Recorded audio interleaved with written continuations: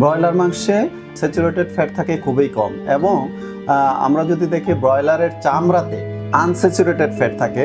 এটা হার্টের তো ক্ষতি করে না, বরঞ্চ এই চামড়াতে যে ফ্যাটটা থাকে আনস্যাচুরেটেড ফ্যাট, এটা হার্টকে আরও উজ্জীবিত করে এবং হার্টকে সুস্থ রাখে।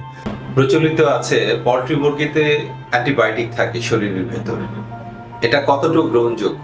কারণ আমরা বিভিন্নভাবে এই বিষয়গুলো নিয়ে বিভ্রান্ত হচ্ছি, কিছুটা আমরা জেনে কিছুটা না জেনে।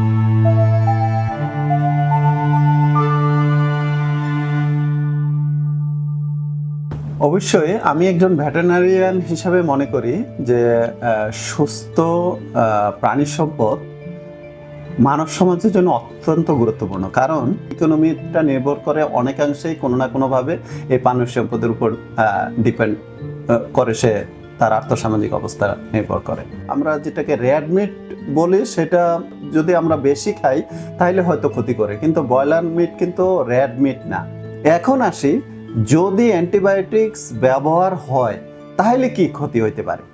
আমি যদি 100 গ্রাম মাংস খাই, সেই মাংসের মধ্যে আসলে একবারে স্মল অ্যামাউন্ট অফ অ্যান্টিবায়োটিক, সেটা রান্না করার পরেও এটা থেকে যাইতে পারে, কিন্তু আমাদের মধ্যে ধারণা আছে আমার অন্য রোগ হয়ে যাবে, ক্যান্সার হয়ে যাবে বা আদার্স কোনো সমস্যা হবে। এই ধরনের সমস্যা হওয়ার কোনো সম্ভাবনাই নাই।